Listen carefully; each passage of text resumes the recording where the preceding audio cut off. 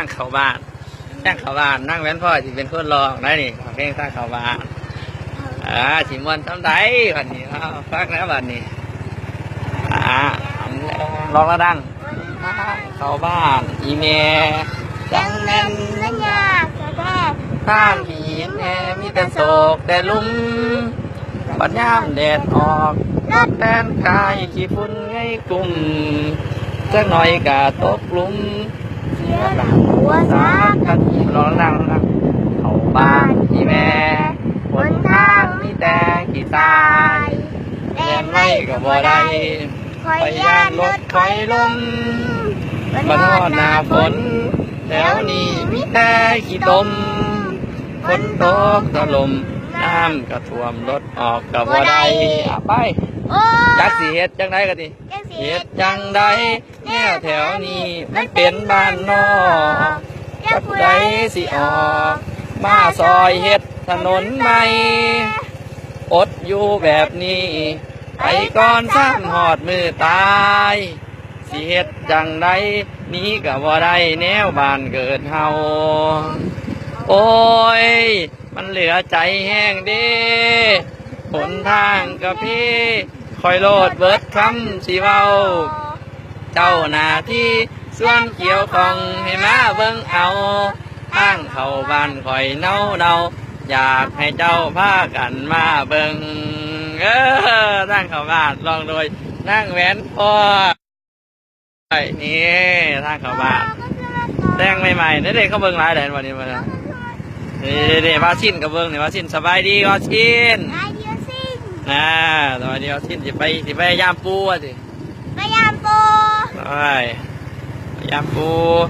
วัดดีสาบีนี่สาบีนักร้องสบายดีสาบีไปอีกร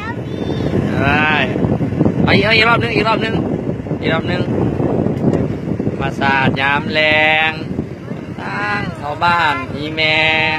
จังเป็นมันยากแท้ขี้แห้งมีแต่โศกแต่ลุ่มเปิดลองดังๆปัดข้ามแดดออกรถแล่นกายคุณไงกลุ่มก็หน่อยกะตกลุ่มเสียหลักหัวสากระเทียมเข้าบ้านอีแม่บนทางมีแต่ขี้ทรายแลนไว้ก็บ่ได้ไปยันรถไฟลมปัดฮอดหน้าฝนแถวนี้มีแต่ขี้ตมฝนตกถล่มน้ำกระท่วมรถออกก็บ่ได้จักสิเฮ็ดจังใดมันเป็นบ้านนอกจักผู้ใดสิออกมาซอยเฮ็ดถนนใหม่อดอยู่แบบนี้ไปก่อนซ้ำหอดมือตาย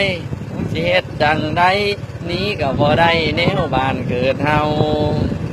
โอ้ยมันเหลือใจแห้งดีลองดีลองนั่งกับพี่ปล่อยโลดเบิดคำสิเว้าเจ้าหน้าที่ส่วนเกี่ยวของให้มาเบิ่งเอาทางเข้าบ้านข่อยเนาอยากให้เจ้าพากันมาเบิ่งโอเคเลยไม่เบิ่งหลาเด้อเว้ยนี่สวีวัชอีกล่าวได้บ่ตอนนี้กล่าวได้บ่ว้ายกำลังคิดไปเดินบ้านสวัสดีท่านผู้ชมทุกคนน้องหายหลาเด้อเว้ยหลายคนนะเนาะ